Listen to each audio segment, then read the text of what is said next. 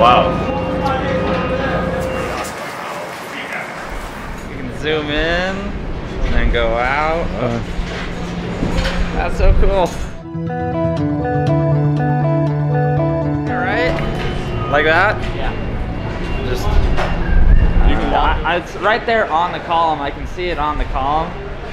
But they said you should use your hand kind of like a control, like a mouse, to be able to click on it. Move, pinch hand, and pivot alignment.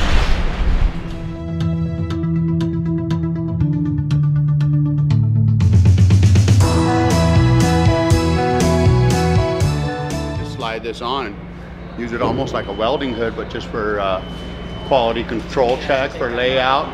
I mean, I'm constantly measuring with the model on my iPad. Coordination would be the main phase that would help for us.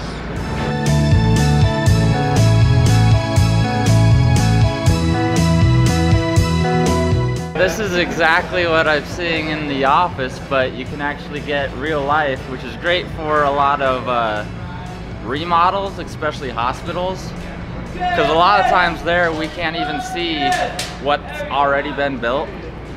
So being able to walk through with what we do versus what they already have would be great. Well, obviously on the blueprint you don't have 3D, so you can't see layers on it. You can only see like an overhead looking down.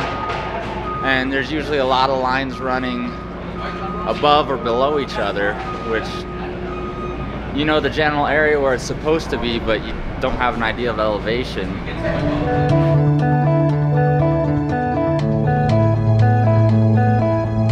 The best one I can see is definitely for remodels where we don't know what's already there. So then we could use this to really get an idea of how we need to coordinate around what's already there. So we got a duct squeeze in between those two conduit racks right there. That's awesome.